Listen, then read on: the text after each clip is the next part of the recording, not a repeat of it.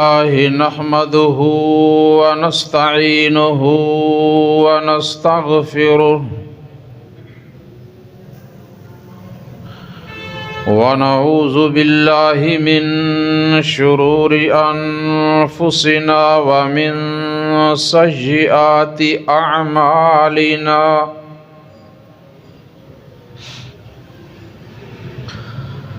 من يهده الله فلا مضل له ومن يضلله فلا هادي له وأشهد أن لا إله إلا الله وحده لا شريك له وأشهد أن محمدًا عبده ورسوله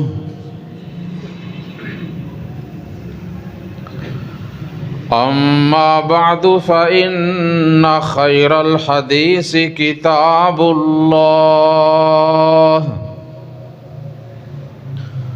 وخير الهدي هدي محمد صلى الله عليه وآله وسلم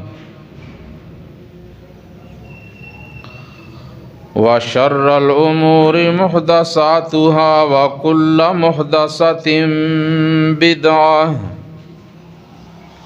وكل بدعة ضلالة وكل ضلالة في النار.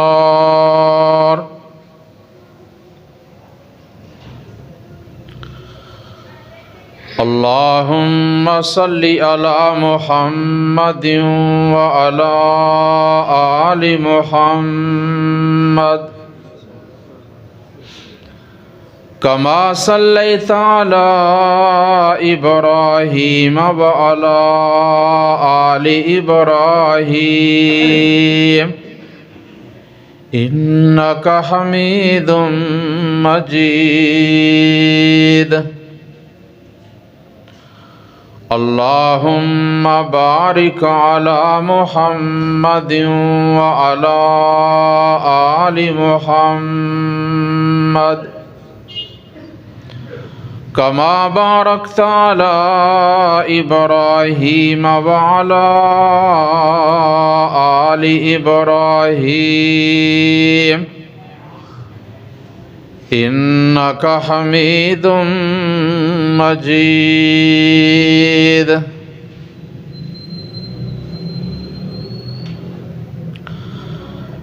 رب اشرح لي صدري ويسر لي أمري واحلل عقدة من لساني يفقه قولي.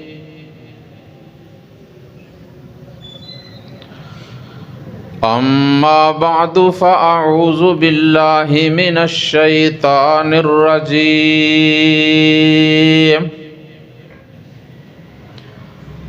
بسم الله الرحمن الرحيم.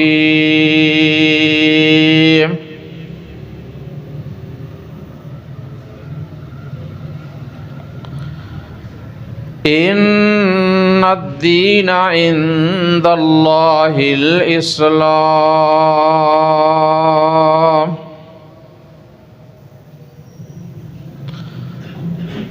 وقال الله تبارك وتعالى في مقام الآخر: ومن يبتغ غير الإسلام دينا فلن يقبل منه وهو في الآخرة من الخاسرين.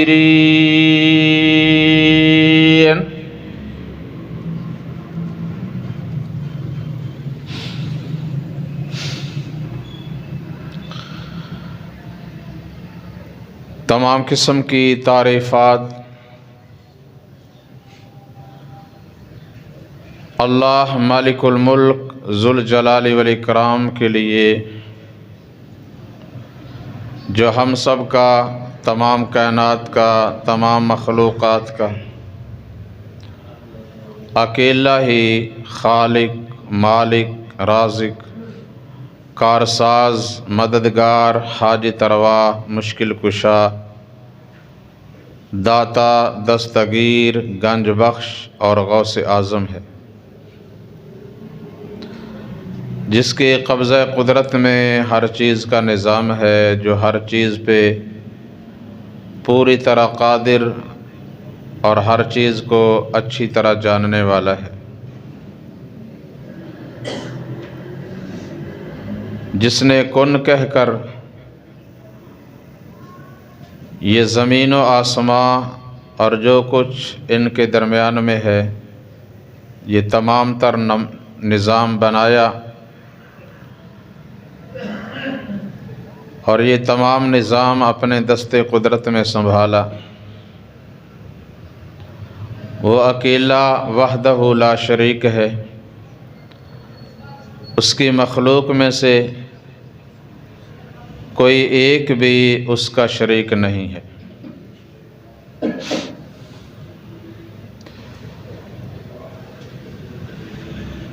اس لیے تمام عبادات کا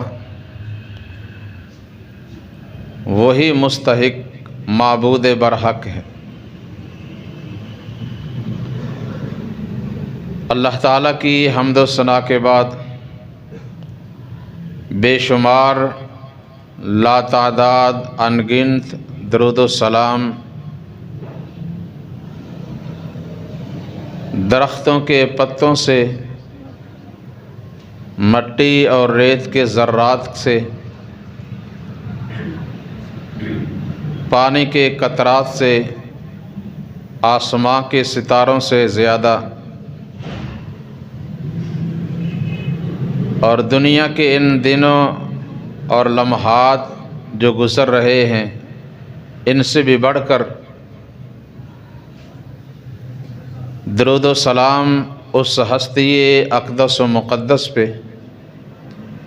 جن کا نام نامی اسم گرامی حضرت محمد مصطفیٰ احمد مجتبیٰ صلی اللہ علیہ وآلہ وسلم ہے، جنہیں رب کائنات نے تمام کائنات کے لیے رحمت بنا کر بھیجا اور ہمیں ان کا امتی ہونے کا شرف عطا فرمایا۔ تو وہی پوری امت کے رہبر، رہنما، پیشوا، مقتدا، حکیم الامت اور امام اعظم ہیں۔ سامعین محترم، آج کا یہ جمعہ ماہ شعبان کا آخری جمعہ ہے اور رمضان المبارک کی آمد ہے۔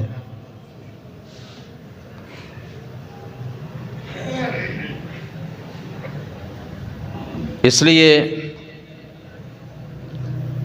آج کے خطبہ جمعۃ المبارک میں ماہ رمضان کی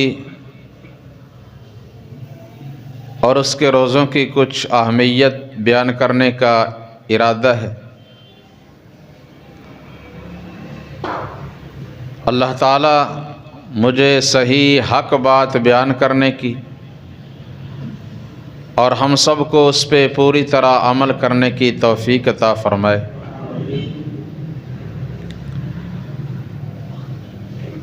حضرات محترم،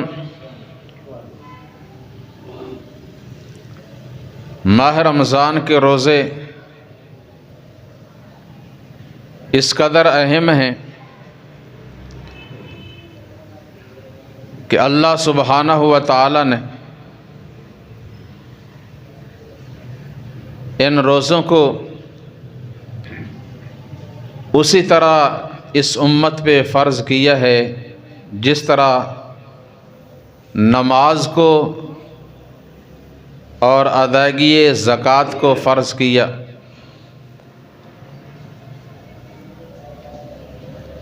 اور رسول اللہ صلی اللہ علیہ وسلم نے جو ارکان اسلام ہمیں بتائے ہیں ان میں آپ صلی اللہ علیہ وسلم نے ایک بڑا اہم رکن اس ماہ رمضان کے روزوں کو قرار دیا۔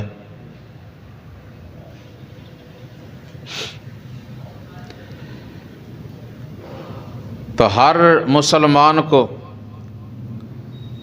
آپ صلی اللہ علیہ وسلم کے ہر کلمہ پڑھنے والے امتی کو اس بات کا علم ضرور ہونا چاہیے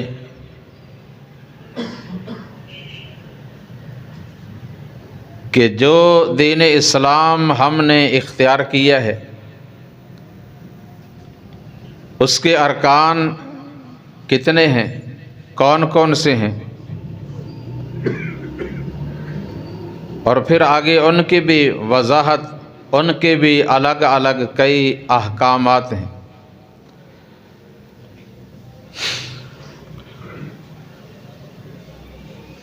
لیکن افسوس کی بات یہ ہے کہ ہمارے بہت سے مسلمان بھائی بزرگ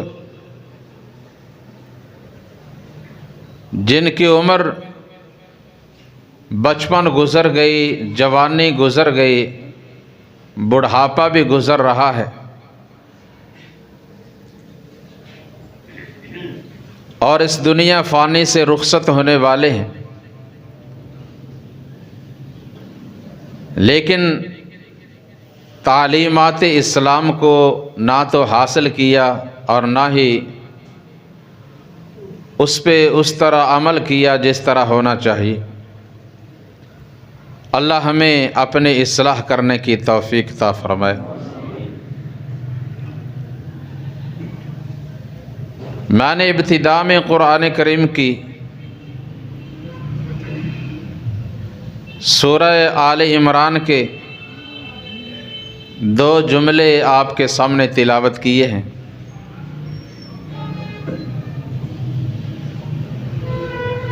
ان الدین عند اللہ الاسلام، کہ بے شک جو اللہ تعالیٰ کا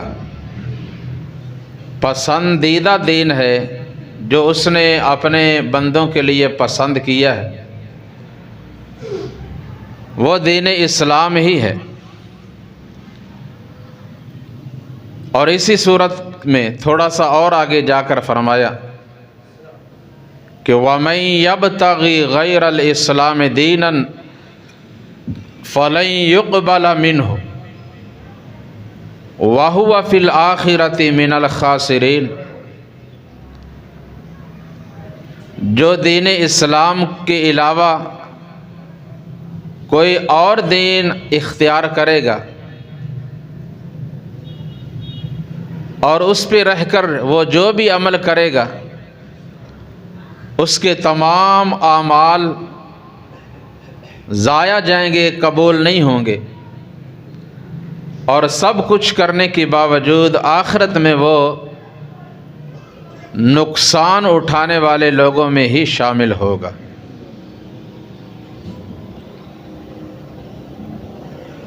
تو اس لیے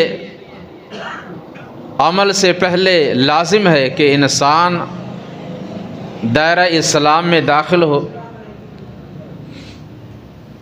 اور پوری طرح داخل ہو جیسا کہ اللہ نے حکم دیا۔ یہ نہیں کہ کلمہ پڑھنے کے باوجود یہودیت، نصرانیت، مجوسیت اور دیگر جو ادیان ہیں اور غیر مذہب لوگ ہیں، ان کی روش، ان کا چال چلن، ان کی وضع قطع، ان کا رہنا سہنا، ان کا کھانا پینا، ان کا لباس، اسے پسند کرے، اسے ترجیح دے اور اسے اختیار کرنے میں فخر سمجھے، تو ایسا نہیں ہوگا۔ اللہ تعالیٰ نے فرمایا یا ایھا الذین آمنوا ادخلوا فی السلم کافۃ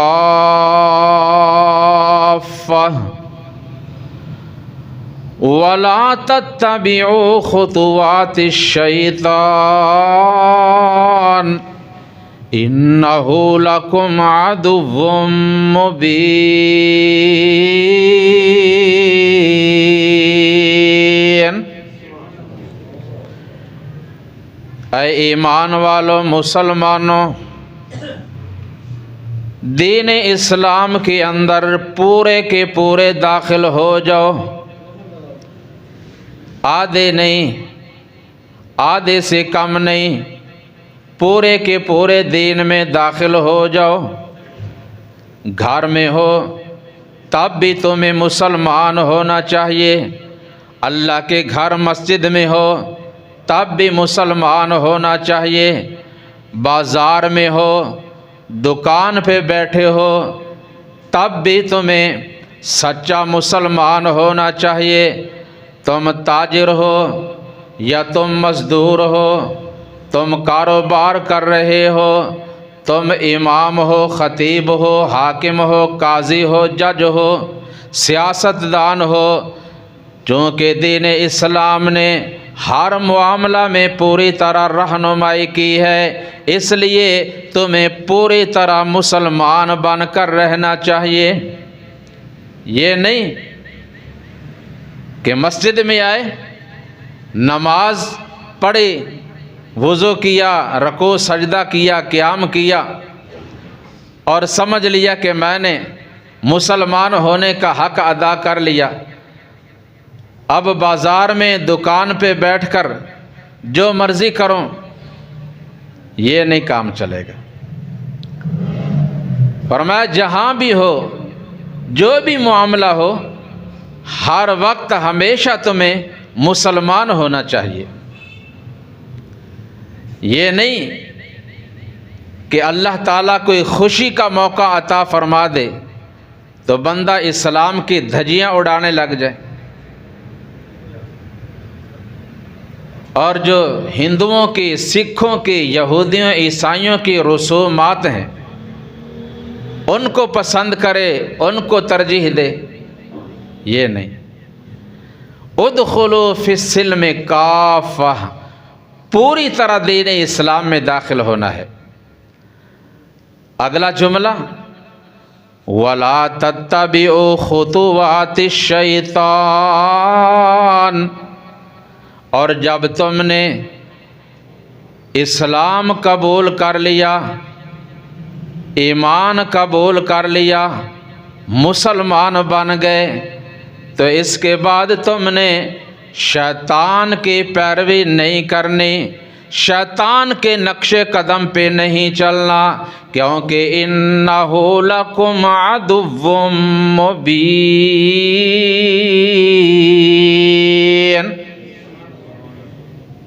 ابلیس شیطان جو تمہارا ازلی دشمن ہے، وہ تمہیں ہمیشہ ورغلانے کی، اللہ کی راہ سے ہٹانے کی اور دوسری راہوں پہ چلانے کی پوری کوشش کرتا ہے۔ اس لیے تم نے شیطان کے پیچھے نہیں لگنا، دین اسلام کو جو تم نے اپنایا ہے اسی پہ چلنا ہے۔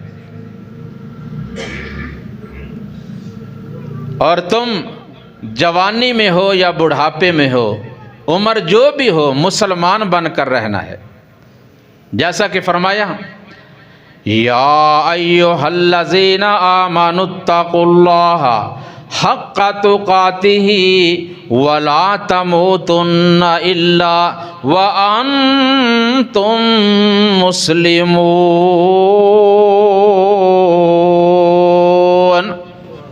اے ایمان والو، اللہ سے اس طرح ڈرا کرو جیسا کہ اس سے ڈرنے کا حق ہے، حتیٰ کہ تمہیں موت بھی اسی حال میں ہی آنی چاہیے کہ تم اس کے لیے سچے فرما بردار مسلمان ہو۔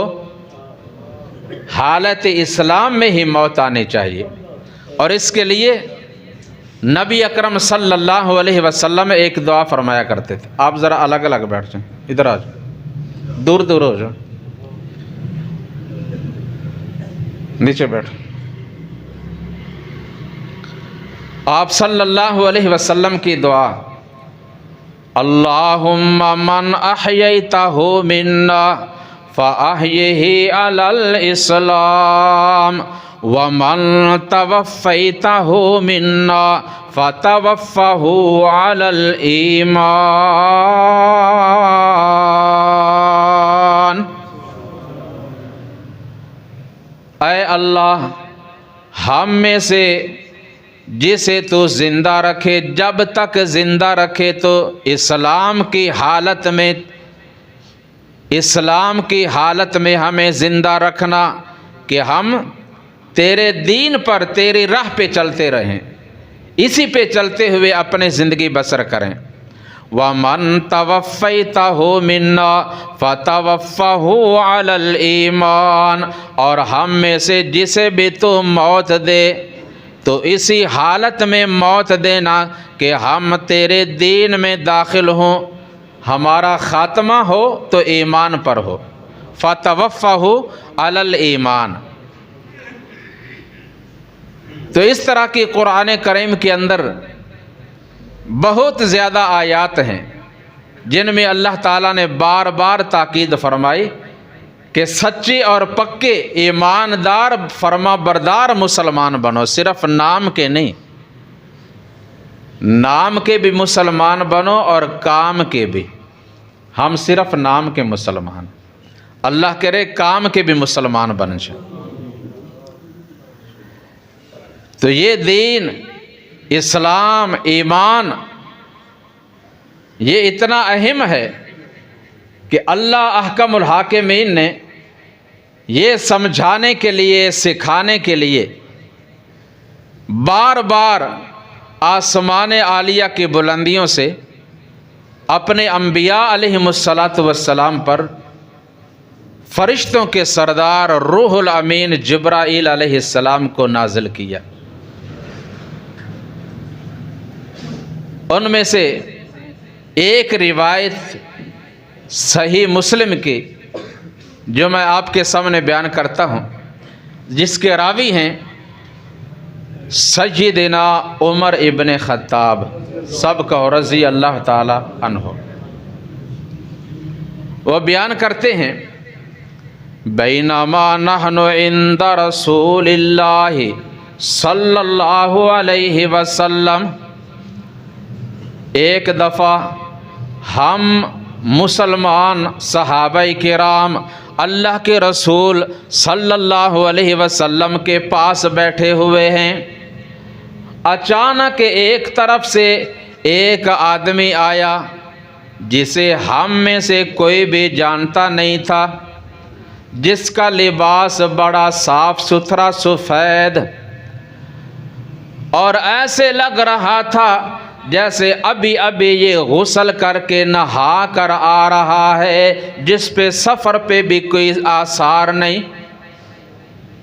آدمی سفر کر کے آتا ہے نا تو سفر کے کچھ آثار ہوتے ہیں، گرد و غبار ہوتا ہے اور کپڑے میلے ہوتے ہیں یا ان پہ کوئی بل وغیرہ ہوتے ہیں، ایسا بھی نہیں تھا، جیسے ابھی ابھی نہا کر اور صاف ستھرا سفید لباس پہن کر آ رہا ہے، اور آ کر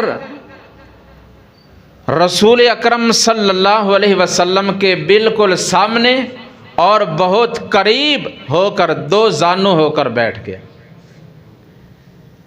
یہ علم حاصل کرنے کا، دین سیکھنے کا ایک طریقہ ہے جو اللہ تعالیٰ نے جبریل امین علیہ السلام کو بھیج کر بتایا۔ اس لیے ہر انسان مسلمان کو یہی کوشش کرنی چاہیے کہ دو زانو ہو کر بیٹھے۔ اگر نہیں بیٹھ سکتا تو مجبوری ہے، الگ بات ہے، تو یہ تو بالکل ہی غلط ہے نا کہ آدمی ٹیک لگا کر بیٹھے یا گھٹنے پکڑ کر بیٹھے. گھٹنے میں پکڑے ہوتے ہیں، آنکھیں بند ہو رہی ہیں اور جھولے لے رہا ہوتا. گھٹنے چھوڑ کر بیٹھیں اور صحیح طریقے سے بیٹھیں. آ کر اس نے کچھ سوالات کیے. پہلا سوال کیا اخبرنی عن الاسلام، اے اللہ کے رسول صلی اللہ علیہ وسلم آپ مجھے دین اسلام کے بارے میں بتا دیں، اسلام کیا چیز ہے. آپ صلی اللہ علیہ وسلم نے ان کو یہ 5 چیزیں بتائیں. کتنی چیزیں؟ 5، جن کے متعلق ایک دوسری روایت میں آتا ہے صحیح بخاری و مسلم کی، اور اس کے راوی بھی ہیں حضرت عبداللہ ابن عمر رضی اللہ تعالی عنہ. پہلی صحیح مسلم کی حدیث کے راوی کون تھے؟ خود حضرت عمر، اور اس کے راوی ان کے بیٹے عبداللہ ابن عمر ہیں. یہ پورا کا پورا گھرانہ، خاندان ہی مسلمان اور اللہ کے نبی صلی اللہ علیہ وسلم کے صحابی ہیں. بیٹے بھی، باپ بھی، اور ان کی بیٹی سیدہ حفصہ ام المؤمنین ہیں رضی اللہ تعالی عنہم. تو سیدنا عبداللہ ابن عمر رضی اللہ تعالی عنہ بیان کرتے ہیں قال رسول اللہ صلی اللہ علیہ وسلم بنی الاسلام علی 5، کہ دین اسلام کی بنیاد اللہ نے 5 چیزوں پہ رکھی ہے. یہ 5 بنیادی چیزیں ہیں، ان پہ اسلام کی بنیاد ہے. ایسے سمجھ لیں کہ جیسے یہ ستون ہیں یا دیواریں ہیں. جب دیواریں کمزور ہوں یا جہاں ستون کھڑا کرنے کی ضرورت ہے نہ کھڑا کیا جائے تو عمارت قائم رہ سکے گی؟ نہیں ہو سکتی. اگر انسان کوشش کرے بھی، کر بھی لے تو کسی وقت بھی وہ گر سکتی ہے، خطرے میں رہتی ہے. تو کہا دین اسلام کی بنیاد ان 5 چیزوں پہ رکھی گئی ہے. سب سے پہلی چیز شہادتی اللہ الہ الا اللہ وحدہ لا شریک لہ وان محمدا عبدہ ورسولہ. سب سے پہلی بنیاد، پہلا رکن دین اسلام کا پہلا رکن کہ اللہ کی وحدانیت، اس کی یکتائی، اس کی کبریائی کی، اور اس کے پیغمبر صلی اللہ علیہ وسلم کی نبوت و رسالت کی گواہی دینا. اس بات کی شہادت دینا کہ میرا معبود، مسجود، خالق، مالک، رازق، حاجت روا، مشکل کشا، کار ساز، مددگار صرف اور صرف اکیلا اللہ ہی ہے، اور حضرت محمد صلی اللہ علیہ وسلم اللہ کے بندے اور اس کے آخری رسول ہیں. اس بات کی گواہی دینے کے بعد وَإِقَامِ الصَّلَاةِ، 5 وقت نماز کو قائم رکھنا. اقامت صلاۃ، کتنے رکن ہو گئے؟ 2. توحید اور رسالت کی گواہی، اقامت صلاۃ یعنی نماز کی پابندی 2. وَإِيتَاءِ الزَّکَاۃ، تیسرا رکن زکوٰۃ کی ادائیگی. اگر اللہ نے مال عطا کیا ہے تو سال میں سے، اس میں سے ہر سال بعد ایک دفعہ اس میں سے وہ زکوٰۃ ادا کرنا جو اللہ نے مقرر کی ہے. 3 رکن ہوئے. اور چوتھا رکن وَتَصُومَ رمضان، ماہ رمضان کے روزے، جس کا آنے والے مہینے ماہ رمضان کے ساتھ تعلق ہے. یہ ارکان اسلام میں سے ایک بہت بڑا رکن ہے. ماہ رمضان کے روزے، اور پانچواں رکن کیا ہے؟ وحج البیت۔ اگر اللہ نے طاقت عطا کی ہے، توفیق دی ہے، تو سال میں ایک دفعہ بیت اللہ کا حج کرنا۔ یہ 5 ہیں ارکان اسلام۔ تو جبریل امین علیہ السلام نے بھی جب آپ سے یہ سوال کیا تو آپ صلی اللہ علیہ وسلم نے سب سے پہلے انہیں یہی چیز بتائی، فرمایا شہادتی اللہ الہ الا اللہ وان محمد الرسول اللہ صلی اللہ علیہ وسلم، اللہ کی توحید اور اس کے پیغمبر صلی اللہ علیہ وسلم کی نبوت و رسالت کی گواہی دینا۔ دوسرا رکن وَتُقِيمَ الصَّلَاةَ، نماز کو قائم کرنا ہے، اور تیسرا رکن وَتُؤْتِ الزَّكَاةَ، مال میں سے زکوٰۃ کو ادا کرنا ہے۔ چوتھا رکن وَتَصُومَ رمضان، ماہ رمضان کے روزے رکھنے ہیں۔ پانچواں رکن وَتَحُجَّ الْبَيْتِ، بیت اللہ کا حج کرنا ہے۔ آپ نے جب ان کو یہ 5 چیزیں بتا دیں، آگے سے اس نے کہا صدقت، آپ بالکل سچ فرما رہے ہیں، آپ بالکل سچ فرما رہے ہیں۔ حضرت عمر رضی اللہ تعالیٰ عنہ کہتے ہیں فَعَجِبْنَا، ہم نے تعجب کیا، عجیب سائل ہے، یسأل و یصدق، سوال بھی کر رہا ہے اور تصدیق بھی کر رہا ہے، کہہ رہا ہے آپ صحیح کہہ رہے ہیں، سچ کہہ رہے ہیں۔ اور یہ بات عموماً وہی کہتا ہے جس کو پہلے سے بات کا پتہ ہو، کچھ علم ہو۔ خیر، اس نے دوسرا سوال کیا، اخبرنی عن الایمان، مجھے ذرا ایمان کے بارے میں بھی بتا دیں، ایمان کیا چیز ہے، کس کس چیز پہ ایمان لانا ہے۔ آپ صلی اللہ علیہ وسلم نے 6 چیزیں بتائیں، ان 6 چیزوں پہ ایمان لانا ہے۔ ان تؤمن باللہ ورسولہ وملائکتہ وکتبہ والیوم الآخر وان تؤمن بالقدر خیرہ وشرہ من اللہ۔ سب سے پہلے اللہ پر ایمان لانا ہے، اللہ کے رسولوں پر ایمان لانا ہے، اللہ کی کتابوں پر ایمان لانا ہے، اللہ کے فرشتوں پر ایمان لانا ہے، یوم آخرت پہ ایمان لانا ہے، اور اس بات پہ ایمان لانا ہے کہ ہمیں جو بھی نفع ملتا ہے یا نقصان آتا ہے سب کچھ اللہ کے حکم سے۔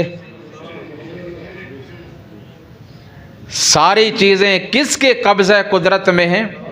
اللہ کے، وہی مختار کل ہے، تمام تر اختیار کا مالک وہی ہے۔ اور اسی کا ذکر اللہ تعالیٰ نے قرآن مجید میں کیا، آمن الرسول بما انزل الیہ من ربہ والمؤمنون کل آمن باللہ وملائکتہ وکتبہ ورسلہ لا نفرق بین احد من رسلہ۔ سورہ البقرہ کی آخری آیات پڑھتے ہیں نا، پڑھا کریں، اللہ توفیق عطا فرمائے۔ اور آگے جا کر سورہ النساء میں فرمایا وَمَن يَكْفُرْ بِاللَّهِ وَمَلَائِكَتِهِ وَكُتُبِهِ وَرُسُلِهِ وَالْيَوْمِ الْآخِرِ فَقَدْ ضَلَّ ضَلَالًا بَعِيدًا۔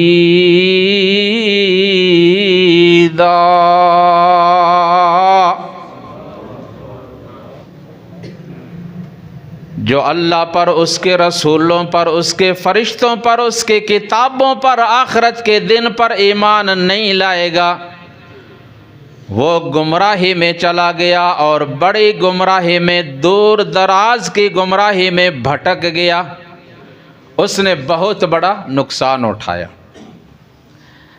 تو فرمایا ان 6 چیزوں پر ایمان لانا ہے کہ یہ ساری چیزیں برحق ہیں۔ اس نے پھر کہا صدقتا، تصدیق کی، تائید کی۔ تیسرا سوال کیا اخبرنی عن الاحسان، مجھے ذرا احسان کے بارے میں بھی بتا دیں، احسان کیا ہے؟ ہم تقریباً ہر جمعے سنتے ہیں نا، ان اللہ یأمر بالعدل والایمان، ان اللہ یأمر بالعدل والاحسان وایتاء ذی القربی، بے شک اللہ تعالی عدل کرنے کا، احسان کرنے کا اور قرابت داروں کے حقوق ادا کرنے کا حکم دیتے ہیں۔ پوچھا احسان کیا ہے؟ ایک معنی احسان کے یہ ہیں جو ہم عام طور پہ سمجھتے ہیں، اور وہ بھی ہیں کہ کسی کے ساتھ حسن سلوک کرنا، اچھا سلوک کرنا۔ ان اللہ یأمر بالعدل، ایک تو ہے نا عدل، انصاف کرنا، کہ جو اس کا حق ہے وہ پورا پورا ادا کرنا، یہ عدل ہے۔ اور اس کے حق کے جو علاوہ مزید اپنی طرف سے بطور انعام کچھ دینا، بطور انعام اسے کچھ دے دینا، یہ احسان ہے۔ مثلا کسی نے کوئی مزدور رکھا ہوا ہے، اس کی تنخواہ مقرر ہے، اور مزدور جو اپنی پوری ذمہ داری سے کام کرتا ہے، جتنی اس کی ڈیوٹی ہے 6 گھنٹے 8 گھنٹے 10 یا 12 گھنٹے، وہ پورا کام کرتا ہے، یہ اس کا عدل ہے۔ اور مزید تھوڑا سا اور وقت لگا دے، یہ اس کا احسان ہوگا۔ اور اسی طرح مالک جس نے اجرت پہ مزدور رکھا ہے، اس کو پوری تنخواہ بر وقت دینا، یہ عدل ہے۔ اور تنخواہ کے علاوہ مزید کچھ انعام دے دینا، یہ اس کا احسان ہوگا۔ ایک یہ احسان ہے، اور دوسرا احسان اللہ کے بارے میں آپ صلی اللہ علیہ وسلم نے فرمایا ان تعبد اللہ کأنک تراہ فإن لم تکن تراہ فإن لم تکن تراہ فإنہ یراک۔ احسان یہ ہے کہ تو اللہ کی عبادت اس طرح کرے کہ جیسے میں اللہ کو دیکھ رہا ہوں۔ انسان نماز میں کھڑا ہے، اس سے دعا کر رہا ہے یا اس کا ذکر کر رہا ہے، دل میں یہ تصور لائے اور پوری کوشش کرے کہ میں اپنے مالک کو، اپنے رب کو دیکھ رہا ہوں، وہ میرے بالکل قریب ہے، میرے سامنے ہے، میں اسے دیکھ رہا ہوں۔ اگر اس بات پہ یقین نہیں بن رہا تو فرمایا کم از کم اتنا ضرور ہونا چاہیے فَإِنَّهُ يَرَاكَ، کہ میرا اللہ تو مجھے ضرور دیکھ رہا ہے۔ اگر میرے اندر اتنی طاقت ہمت نہیں تو اس کے اندر تو ہے نا، وہ تو دیکھ رہا ہے نا، میں جو کچھ بھی کر رہا ہوں، جو کہہ رہا ہوں، وہ سب کچھ دیکھ رہا ہے۔ تو آپ نے یہ احسان کی تعریف فرمائی۔ اس نے چوتھا سوال کیا اخبرنی عن الساعہ، یا رسول اللہ صلی اللہ علیہ وسلم ذرا مجھے قیامت کے بارے میں بھی کچھ بتا دیں، قیامت کب آئے گی؟ اب اس سوال کے جواب میں آپ نے فرمایا मल मसऊल अन्हा बिअअलम मिनस्साइल। जो तेरा ये सवाल है क़यामत के बारे में कि क़यामत कब आएगी, उस बारे में मसऊल साइल से ज़्यादा कुछ नहीं जानता। जिब्राईल अलैहिस्सलाम साइल हैं और आप सल्लल्लाहु अलैहि वसल्लम मसऊल हैं जिनसे सवाल किया जा रहा है।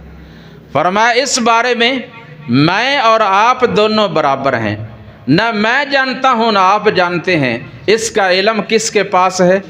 अल्लाह के पास। यसअलूनका अनिस्साअति अय्याना मुरसाहा कुल इन्नमा इल्मुहा इंदल्लाह।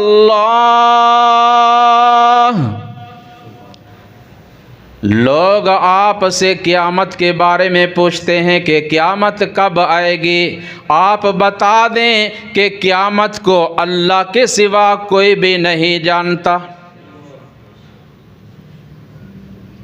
उसने फिर पूछा, अच्छा इतना तो बता दें कि उसकी इलामात क्या हैं, उसकी कुछ इलामात, कुछ निशानात कि जब उनका ज़हूर हो तो उसके बाद क़यामत जल्द आ जाएगी। तो आप सल्लल्लाहु अलैहि वसल्लम ने चंद निशानियां बताईं जिनका खुलासा ये है कि क़यामत के करीब तालिदुल आमतु रब्बतहा, लौंडी अपने मालिक को जन्म देगी। और इसकी वजाहत शारिहीन, मुहद्दिसीन, मुफस्सिरीन ने कुछ इस तरह की कि क़यामत के दिन औलाद जो है वालिदैन की नाफरमान बन जाएगी। होना तो ये चाहिए ना, औलाद वालिदैन के ताबेदार हो, फर्मा बरदार हो, लेकिन औलाद ये चाहेगी कि जो हम कहते हैं वो होना चाहिए। जो हम कहते हैं हमारे वालिदैन को वो करना चाहिए, हमारी मर्ज़ी के ताबे हों। और वालिदैन करने पे मजबूर हैं। तो फरमाया क़यामत की करीब वालिदैन जो हैं वो मजबूर होंगे, औलाद नाफरमान होगी। और दूसरे निशाने फरमाया क़यामत के करीब आप लोग देखेंगे गरीब, मिस्कीन, हत्ता के बकरियों के चरवाहे किस्म के लोग ऊंची ऊंची इमारतें बना लेंगे और उनमें रहकर फ़ख्र महसूस करेंगे, मालो दौलत आम हो जाएगा। और इसी हदीस का आखिरी हिस्सा जब उन्होंने क़यामत के बारे में सवाल किया तो आप सल्लल्लाहु अलैहि वसल्लम ने फरमाया मैंने कुछ इलामात तो बता दी हैं, लेकिन फिर भी ये जो क़यामत है ना, ये उन 5 चीज़ों में से एक है जिनका ज़िक्र अल्लाह ने सूरह लुक़मान की आखिरी आयत में किया है।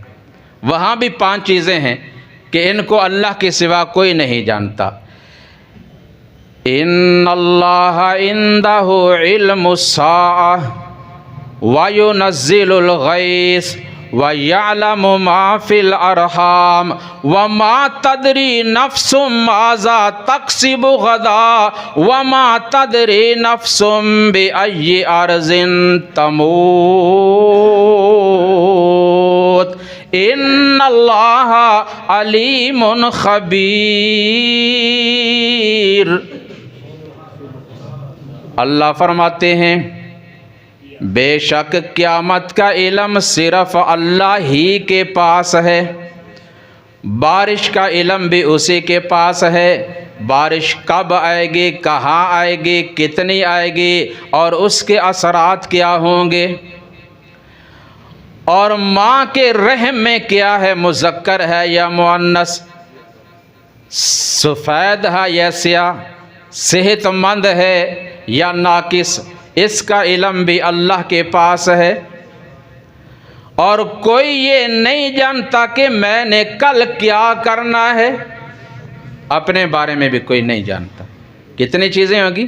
4। اور کوئی اس بات کو بھی نہیں جانتا کہ مجھے موت کب اور کہاں آئے گی۔ ان ساری چیزوں کو جاننے والا کون؟ ان اللہ علیم خبیر۔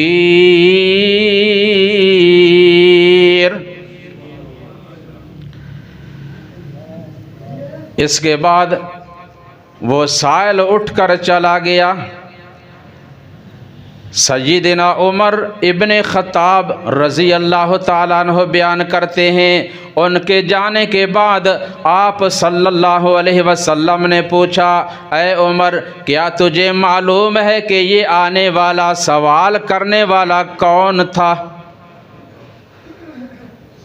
صحابہ کرام کا یہ انداز گفتگو، ان کا طریقہ کار، طرز عمل یہ تھا کہ جب آپ پوچھتے، کوئی سوال کرتے تو وہ کہہ دیتے اللہ و رسولہ عالم، ہم نہیں جانتے، اللہ اور اس کے رسول خوب جانتے ہیں۔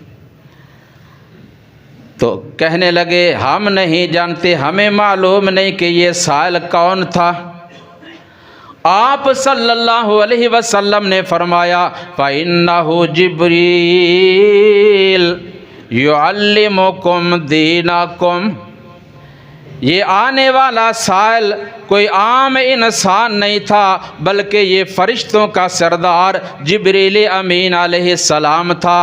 اللہ نے ان کو بھیجا تھا اور اس لیے تمہارے پاس آیا تھا تاکہ تمہیں تمہارے دین کی تعلیم دے دے، تمہیں تمہارا دین سکھانے کے لیے آیا تھا۔ اللہ اکبر۔ اور ایک بات قابل غور کہ صحابہ کرام جبریل امین علیہ السلام کو دیکھ بھی رہے تھے انسانی شکل میں کہ وہ انتہائی سفید لباس تھا، بڑا خوبصورت، سفر کے کچھ آثار بھی نہیں تھے، اور اس نے یہ آ کر سوال کیا۔ جب آپ نے جواب بات دیے، اس نے تائید بھی کی، وہ براہ راست بھی ان مسلمانوں کو، صحابہ کرام کو بتا سکتے تھے جبرائیل علیہ السلام کہ یہ ایمان ہے، یہ اسلام ہے، یہ احسان ہے اور یہ قیامت کے علامات ہیں، لیکن اس طرح اگر وہ بتاتے بھی تو دین نہیں بننا تھا، دین نہیں بننا تھا۔ دین کب بنا؟ جب اللہ کے محبوب پیغمبر محمد الرسول اللہ صلی اللہ علیہ وسلم کی زبان مبارک سے نکلا۔ جو بات آپ صلی اللہ علیہ وسلم کی زبان سے نکلی وہ دین ہے۔ فرمایا الذین آمنوا وعملوا الصالحات وآمنوا بما نزل علی محمد وهو الحق من ربهم كفر عنهم سیئاتهم واصلح بالهم۔ اللہ فرماتے ہیں کامیاب لوگ جو دنیا و آخرت میں کامیاب و کامران ہوتے ہیں، جن پہ اللہ راضی ہوتا ہے، جو نجات پانے والے لوگ ہیں، وہ لوگ ہیں جو اس بات پر ایمان لاتے ہیں، اس چیز پہ عمل کرتے ہیں جو اللہ کے پیغمبر محمد صلی اللہ علیہ وسلم پہ نازل ہوا، جو آپ صلی اللہ علیہ وسلم نے بیان کیا۔ وَهُوَ الْحَقُّ مِن رَّبِّهِمْ، وہی اللہ کی طرف سے حق ہے۔ اب لوگ ہمیں کہتے ہیں فلاں بزرگ کی تقلید کر لو، فلاں کے مرید بن جاؤ، فلاں آستانے پہ چلے جاؤ، فلاں کی بیعت کر لو، فلاں کے ہاتھ پہ ہاتھ رکھ لو، فلاں کی پیروی کر لو۔ نام ہیں، بہت سے نام ہیں، مگر ہم کہتے ہیں یہ تو یہ ہستیاں ہیں نا، یہ بزرگ ہے نا۔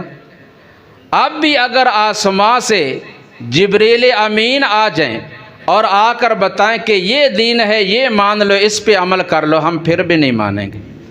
ہم کہیں گے ٹھیک ہے تو روح الامین ہے، جبریل امین ہے، فرشتوں کا سردار ہے، لیکن جا پہلے محمد الرسول اللہ صلی اللہ علیہ وسلم سے مہر لگوا کر لا، پھر مانیں گے۔ دین وہ ہے جس پہ محمد الرسول اللہ صلی اللہ علیہ وسلم نے مہر لگائی ہو، اس کے علاوہ کوئی دین نہیں، اور اس کا تعلق وحی کے ساتھ ہے۔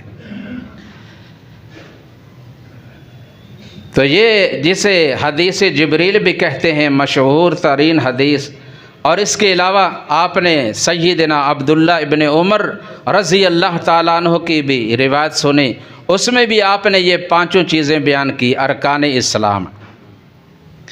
اور اسی طرح صحیح بخاری و مسلم سیدنا ابو ہریرہ سب کو رضی اللہ تعالیٰ عنہ بیان کرتے ہیں، جاء اعرابی الی النبی صلی اللہ علیہ وسلم، نبی اکرم صلی اللہ علیہ وسلم کے پاس ایک دیہاتی آدمی آیا، اعرابی آیا، اور اس نے آ کر سوال کیا کہ دلنی علی عمل یدخلنی الجنۃ وَيُبَعِدُنِي مِنَ النَّارِ۔ اے اللہ کے محبوب صلی اللہ علیہ وسلم، آپ مجھے کوئی ایسا عمل بتا دیں کہ جو کرنے سے میں جہنم کی آگ سے بچ جاؤں اور جنت میں داخل ہو جاؤں۔ اللہ مجھے جہنم سے بچا کر جنت میں داخل کر دے، کوئی ایسا عمل بتا دیں۔ ہماری بھی یہی چاہت ہے نا، اللہ سب کی یہ آرزو پوری فرما دے۔ تو آپ نے اس آنے والے اعرابی دیہاتی کو بھی یہ پانچوں چیزیں بتائیں۔ آپ نے فرمایا کہ سب سے پہلے تشہد اللہ الہ الا اللہ وحدہ لا شریک لہ وَأَنَّ محمد الرسول اللہ صلی اللہ علیہ وسلم، اللہ کی توحید کی اور نبی صلی اللہ علیہ وسلم کی رسالت کی گواہی دے، وَتُقِيمَ الصَّلَاةَ، اور اس کے بعد نماز قائم کر، وَتُؤْتِ الزَّكَاةَ، اور اپنے مال میں سے زکوٰۃ ادا کر، وَتَصُومَ رمضان، اور ماہ رمضان کے روزے رکھ، وَتَحُجَّ الْبَيْتَ، اور اگر اللہ نے طاقت عطا کی ہے تو بیت اللہ کا حج کر لینا۔ آپ نے پانچوں چیزیں بتائیں۔ حضرت ابو ہریرہ رضی اللہ تعالیٰ عنہ فرماتے ہیں، آپ نے یہ پانچ چیزیں بتائیں، اس نے سنی اور اٹھ کر اب واپس جا رہا ہے، یہ کہتے ہوئے کہ والذی نفسی بیدہ لا ازید علی ھذا ولا انقص منہا، مجھے اس ذات کی قسم جس کے قبضہ قدرت میں میری جان ہے، جس نے مجھے پیدا کیا ہے، جو میری زندگی اور موت کا مالک ہے، یعنی اللہ کی قسم اٹھا کر فرمایا، کہا کہ جو کچھ آپ نے بتا دیا ہے میں اس میں اضافہ بھی نہیں کروں گا اور اس میں کسی چیز کو کم بھی نہیں کروں گا۔ یہی دعوت آپ کو ہم دے رہے ہیں کہ دین جو ہے وہ مکمل ہے، کامل ہے، اکمل ہے۔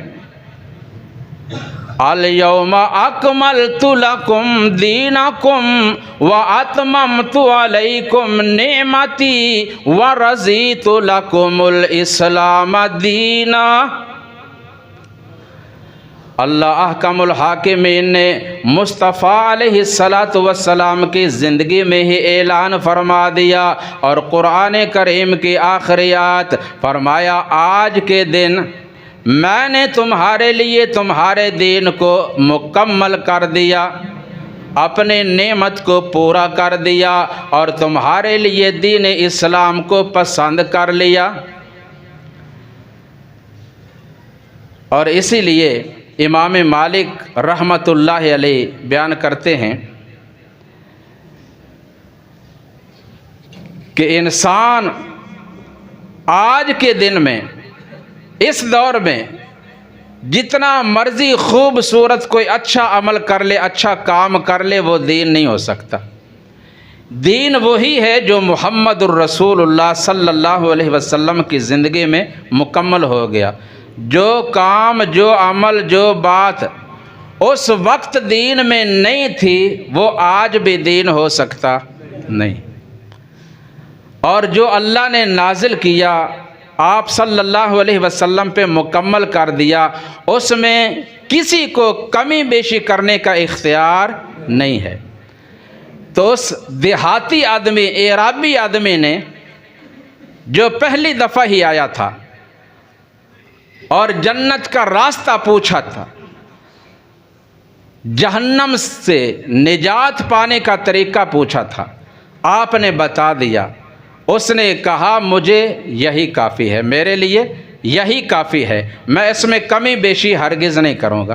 تو آپ صلی اللہ علیہ وسلم نے یہ نہیں فرمایا کہ تو میرا صحابی ہے، تو نے مجھے ایمان کی حالت میں دیکھ لیا ہے، میں تجھے اختیار دے رہا ہوں کہ اپنے رائے سے، اپنی قیاس سے کچھ اور بھی کر لینا، جو اچھا لگے وہ کر لینا نہیں۔ بلکہ آپ نے کیا فرمایا؟ وہ جا رہا ہے، اس کا رخ اگلی جانب ہے، پیٹھ آپ صلی اللہ علیہ وسلم کی طرف ہے۔ آپ نے صحابہ کرام کو مخاطب کیا، فرمایا دیکھو ذرا، دائیں طرف والو تم بھی دیکھ لو، بائیں والو تم بھی دیکھ لو، سارے دیکھ لو۔ کیا دیکھ لیں؟ من سرہ ان ينظر الى رجل من اہل الجنۃ فلینظر الى ھذا، اگر تم میں سے کوئی جنتی آدمی کو دیکھنا چاہتا ہے تو یہ اس جانے والے اعرابی کو دیکھ لے۔ ہے دیہاتی آدمی، پینڈو، اعرابی، کوئی زیادہ پڑھا لکھا نہیں ہے، سادہ سا آدمی ہے، لیکن اس نے جو بات کی ہے وہ بڑی قیمتی بات کی ہے۔ اللہ تعالیٰ کو اس کی بات اتنی پسند آئی کہ اللہ تعالیٰ نے اس کو جنتی بنا دیا، نقد جنتی بنا دیا۔ جو دین میں کمی بیشی نہ کرنے کا عہد کر کے جا رہا ہے۔ اللہ اکبر کبیرہ۔ تو یہ 5 ارکان اسلام، ان کی اتنی اہمیت ہے کہ ان پہ کار بند رہنے والے کو اللہ جنت عطا کر دیتے ہیں اور جہنم سے نجات عطا فرما دیتے ہیں۔ اور اسی طرح حضرت ابو طلحہ انصاری کہو رضی اللہ تعالی عنہ، وہ بھی بیان کرتے ہیں کہ اہل نجد میں سے ایک آدمی آیا، من اہل نجد، حدیث کے الفاظ۔ اس نے بھی آ کر یہی سوال کیا تھا کہ مجھے کوئی ایسا عمل بتا دیں کہ اللہ مجھے جنت دے دے اور جہنم سے بچا لے۔ آپ نے اسے بھی یہی چیزیں بتائیں، ارکان اسلام۔ اور اس نے بھی کہا اے محبوب صلی اللہ علیہ وسلم، میں آپ کو گواہ بنا کر کہتا ہوں